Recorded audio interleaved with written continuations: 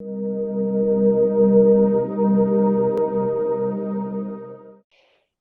hello, welcome to TTELT, Teaching Tips for English Language Teachers. I'm Dr. Eileen Hale, the COO of our organization, and I have a very wonderful special guest with us today, Brooke Leach Gable. Hi, Brooke. Hi, Eileen. Hi, teachers. Brooke and I met each other while she was working as an English language fellow in Kosovo, and I was working as an English language fellow in Albania. We had these regional meetings and some mutual conferences we presented at together, and we became wonderful friends and have kept in touch. Brooke is an elementary ESL teacher, has been teaching for over 15 years, and has some very great expertise, which she presented in Eastern Europe on oral storytelling. And I remembered her presentation from way back when, over almost 2 years ago now, and reached out to her to share with us today. So again, welcome, Brooke. Thank you so much for joining us today. Thank you for having me. It's my pleasure. So can you just, for our listeners, explain in your own words what, it's kind of intuitive, but what you mean by oral storytelling and how you got into this technique for your English language learners? So I got into oral storytelling through this podcast, not this one we're on right now, through a podcast called The Moth. And you would listen to stories from other people. And I thought that was pretty interesting, just driving to work, listening to on my own. And I thought, how can I pull this into my classroom? So I did I did some research on oral storytelling, and oral storytelling can be a lot of different things. It can be a mother and father sharing stories with their children. It can be folklores that are passed down from generation to generation. It can be traditions that are passed on throughout a family. I think a lot of us have stories about where were we when 9/11 happened, or where were your parents when John F. Kennedy was shot? Something big that happened within your family, and those stories are passed down from generation to generation. Um, Oral storytelling, historians have found that it's been around for thousands of years before people knew, writing and how to make letters and all of cave drawings. They were telling stories orally.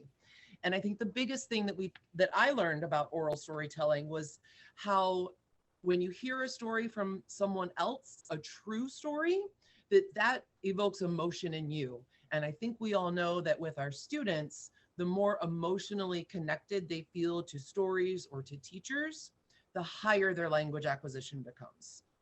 So that's a little background on how I got into oral storytelling. That's wonderful. And we can elaborate a little bit more on that as we go along. But again, for our listeners, when you evoke emotion through storytelling, as we know, it brings down your affective filter and helps your English language learners really engage in the story itself rather than worry about the grammatical aspects or the vocabulary of the language. Yet within that context, Brooke has brought a lot of ways to actualize vocabulary building through this technique, which she'll get into shortly. But you could just follow up on the importance of storytelling. You had a couple of things to share along those lines as well. So through my research, I found this scale called the Do You Know scale that was created by Dr. Fivich and Dr. Marshall Duke. And they came up with 20 questions that families should have ask their children. These were questions like, do you know where your mom and dad grew up? Do you know where they went to school? Do you know of any funny stories that happened to your mom or dad or grandma and grandpa when they were little? Do you know the story of your birth? Do you know the story of how you got your name? And the research showed that students who could answer more of these questions about their families, and actually, if you want to go to the next slide, we could talk a little bit about the research. Yeah. The students who knew could answer more of these questions, they had a higher self-esteem.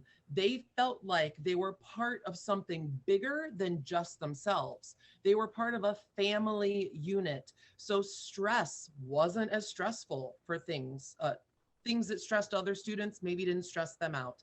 They felt like they had a greater sense of control over their lives just because they felt that they were part of this bigger picture. And it also led to them having that higher self-esteem. And it goes along with feeling emotions. When you have a higher self-esteem, again, that drops your affective filter and you're able to acquire more of the language because you're not so worried about every little tiny grammatical error. Did I use this word right? Am I putting the correct endings on, the right emphasis? You have control over your life. So I started to stress to some of my families in elementary schools now, these 20 questions. Start to talk about these at the family dinner table. And I have noticed that my students feel more comfortable. They are less stressed out at school. Is there a correlation? I don't know. That's wonderful. What was the name of that scale again for our Well, the listeners? do you know scale. Okay. And if you just Google do you know scale, you will get lots of different websites. Okay, we'll put that in our notes for our listeners as well. Thank you so much. Mhm. And moving on, you mentioned the moth. That's MOTH, like the little butterfly, but it's a moth. And can you explain to us how you got involved in that? And we do have the link. It's called themoth.org Mhm. in our notes, and how you've incorporated that into your classroom. Right. So, like I said earlier, another English language fellow actually said to me one day, "Hey, do you listen to this podcast called The Moth? I bet you would like it." So I started listening to it, and I didn't just like it, I loved it. And The Moth is a nonprofit organization, and they hold these storytelling events throughout the world. And I've actually been to one in Detroit. It was really, really amazing to attend. But Wow. people sign up, they're given a theme, and they go up and they tell a 5-minute story to a group of complete strangers who they've never met, that their story has to fit in that theme. And then the 10 people from that night, the audience claps and sort of rates them, and there's a winner of the evening.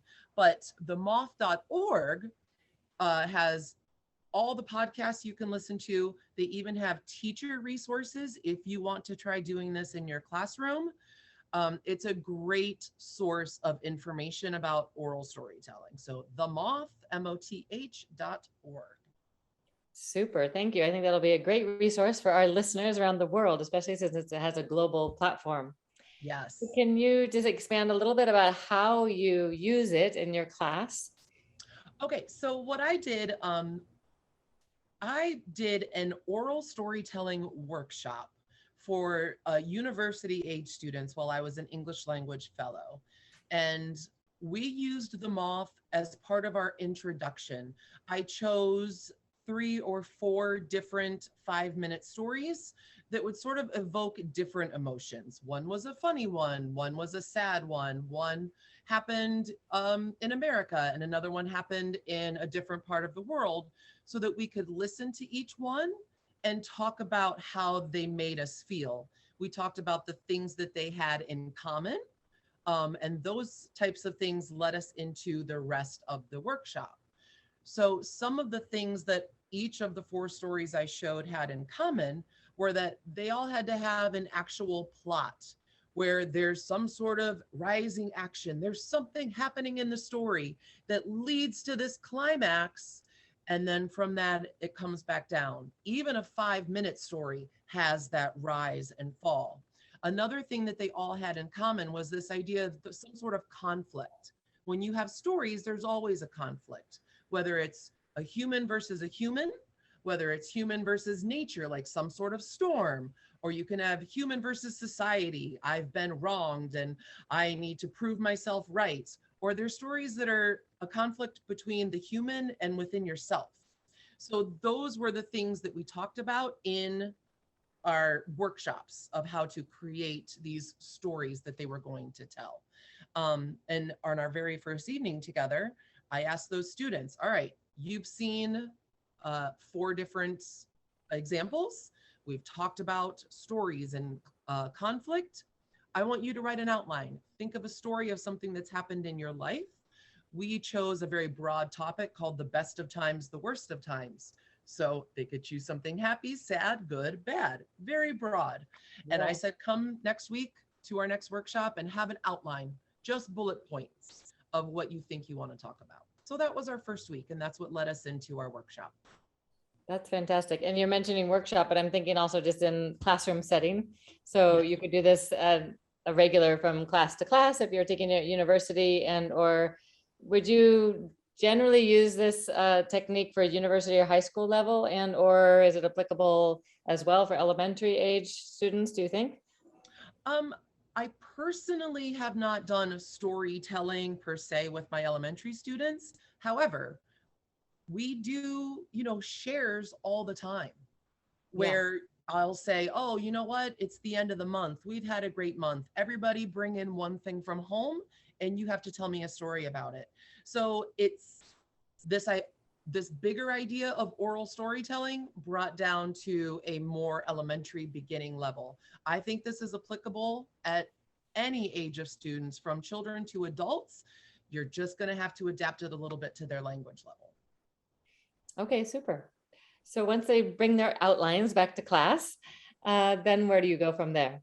So from there, we have these outlines. And one of the things that I always notice with my students, and I've taught kindergarten through university, is they tend to stick with these pretty common words. So I like to say, let's try to use better words. Let's take the English we know and bump it up a notch, right? Yeah. And then I also like to teach this idea of show me, don't tell me. And we'll talk about this. There's an activity that we'll go into in a minute. But after we talk about those two big ideas of using better words and showing versus telling, I then asked my workshop participants or classroom students to turn this outline into a whole story using those better words and trying to show me what they were telling me, trying to show me instead of just tell me what they meant. Okay, so yeah, let's go ahead to the concrete example you have. I'd love to hear about that. Yeah. So this was an example that my co-teacher and we did this workshop together, Doreen and Rakai. We came up with this little game activity. And this really, you could do this with writing. It doesn't just have to be with oral storytelling. So the first thing you do is you're going to pass out cards to every student. Some of the cards will have words that are blue. If a student gets a blue card, their job is to come up with 5 synonyms for that word. And so the example I gave is pretty. We all know what pretty means, but it's kind of boring. So I said, think above, think beyond. And some of the examples I got from my students were fetching, ravishing, gorgeous, attractive, stunning. Those sound so much better than just, yes, she was pretty, right? Yeah, that's perfect. And then the other half of the class, they're going to get a word that's written in red. If you get a word that's written in red, I ask them to write me a sentence describing how someone doing that word would look. And one of the examples was nervous. So they might say, they would sit in front of the class and go like this. And we would have to guess, oh, she's nervous, right? Or maybe there was a person going, oh, and we would have to yell, oh, they're scared. And then we would turn that into a sentence. So the woman is biting her nails. I know she's nervous because you've showed me what she's doing.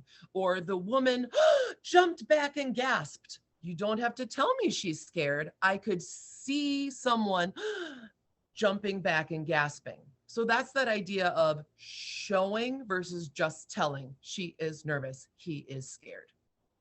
That's awesome. So you have the students act it out like charades kind of, and then they have to. Yes. The red cards act out like charades, and then we write sentences together. I think I explained that a little bit wrong. And also the people with the blue cards, they have to share their 5 words. So everyone is sharing, and you can do it in small groups. You can do it as individual, wherever your students are. Make the groups work or make it individual. If they're higher level English learners and they can do it on their own, let them do it on their own. But everybody shares out. So we're getting lots of examples of the better words and of the showing versus telling. That's excellent technique for teaching. And whether it's within storytelling or outside of storytelling, these are super techniques. I love it. Thank you for sharing. So go ahead, you can continue on how they then share their stories once they get the better quality stories, the Yeah, higher so now that we vocabulary. have these better quality stories, is each person sort of had a pair, because I didn't want the entire group to know all of the stories. I wanted it to still be a little bit of a secret for our final presentation. So each person had a pair, and that's where we just really provided feedback to each other. Does everything make sense? Do you feel like this maybe could be omitted? I don't understand this. Could you explain a little bit more?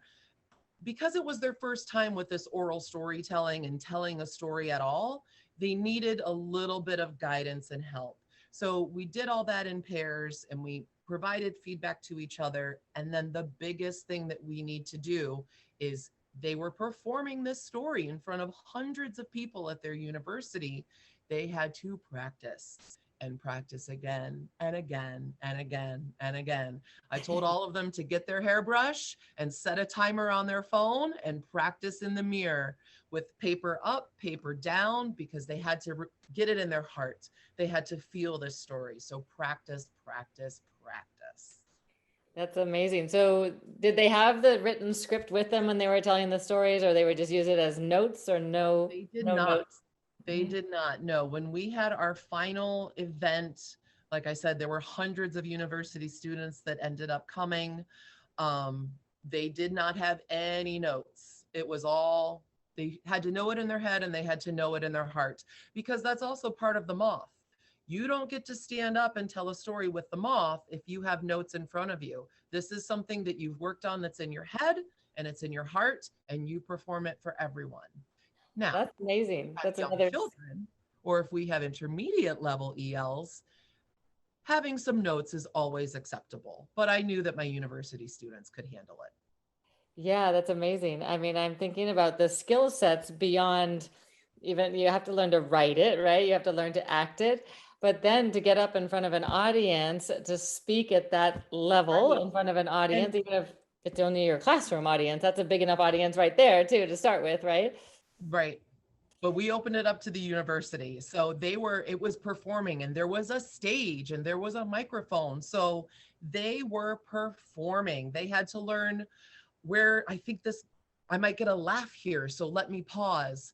Or I want to let this part sink in. So let me stop so that people can really think about what I just said. So yeah, there's the writing, there's the performing, there's the feedback back and forth, the editing. It's many, many, many different skills. Yeah, and a lot of that you can do both in and outside the classroom, right? Mhm. And you could have them edit each other's stories outside the classroom and then come Right. back in to do the brainstorms for higher vocabulary and all that. And did you find the feedback process really helpful for each other, even to build that confidence and support each other's learning? Oh, absolutely. I liked to sit and listen to the different pairs talking and try to keep my mouth quiet as much as possible. And they really were providing quality feedback. They were saying, I think that you could find a better word here. Or, like I said before, I really don't understand this part. Can you explain it to me? And they would work together on how to make it an oral story that you could see in your head and the listener would understand. So it was an amazing thing to watch as an educator, knowing Yeah, that it was their first time and oh, they're doing it. that's amazing. You succeeded as an educator. Yeah.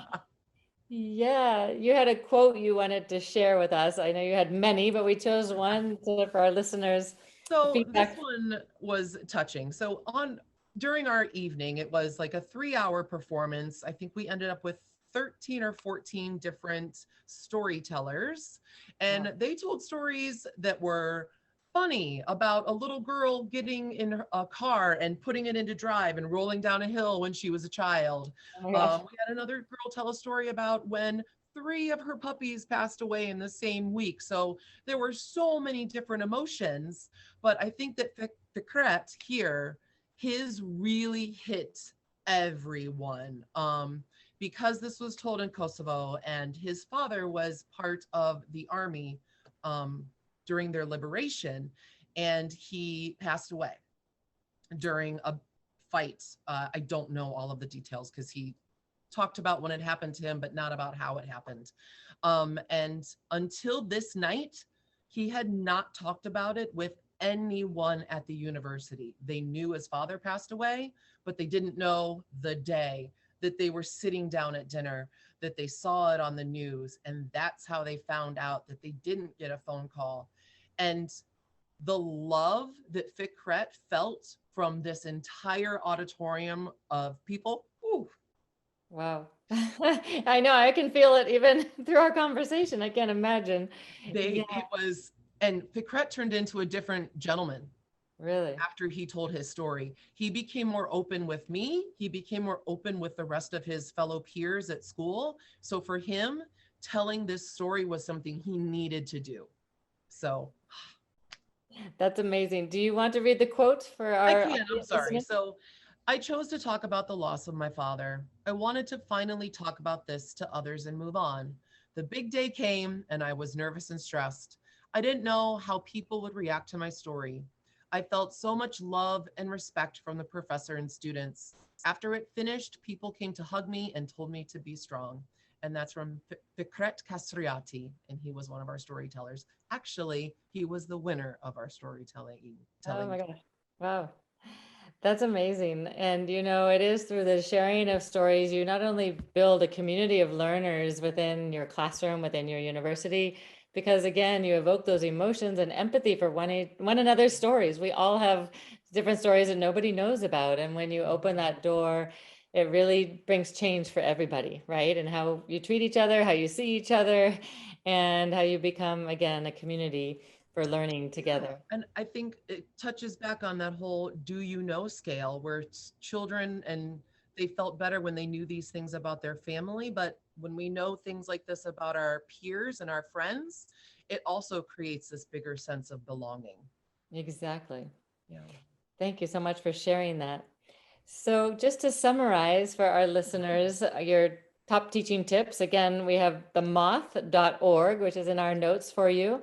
And we will Yes. also put the Do You Know scale in our notes.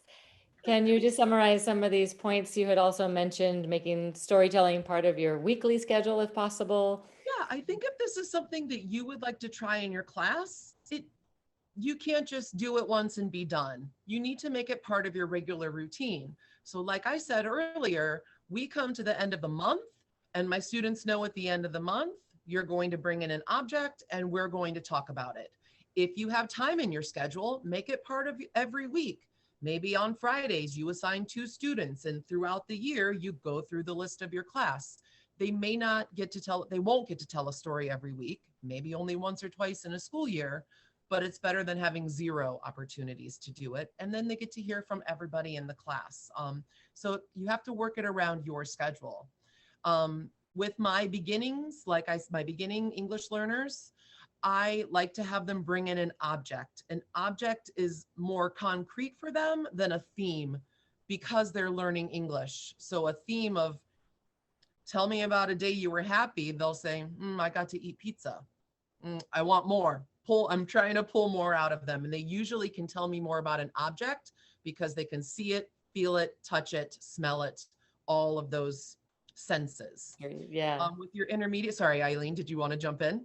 No, I was just going to say, because then you can also go into the senses, right? And all 5 senses and explain why the object has meaning for them. Right, That's great. right.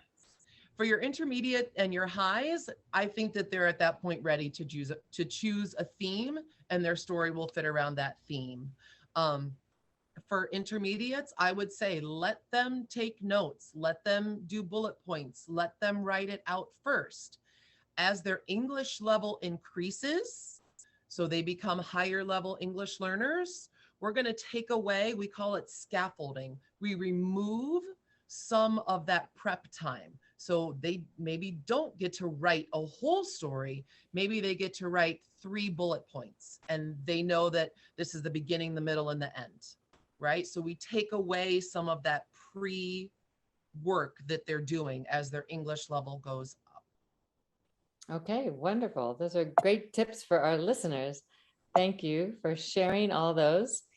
And for our audience, don't forget the end of every month, we have our TTELT talks. This is a time when we invite you to talk and share your concerns, your questions, how we can have a community of English language teachers and professors from around the world and help each other, support each other, especially during COVID and all these challenges we still have to teach online or hybrid, however you're teaching right now. It depends on where you are living, even in America. So join us. We have 2 times on Saturday, September 25th at 12 noon Eastern Standard Time or 5 p.m. Eastern Standard Time. We offer these 2 time zones for people around the world. And again, thank you for listening. Join our events. We have our 2 workshops this month. You can register at our website, ttelt.org, under events. Email us with any comments, questions. If you have other people you'd like us to interview or yourself, you have a great tip to share, please email us, tteltinfo@gmail.com. And thank you so much, Brooke, our special guest today. We really appreciate your taking the time out of your teaching day to join us and share your special tips on oral storytelling. Wonderful. Thank you. Thank you for having me. It was my pleasure. Thank you so much.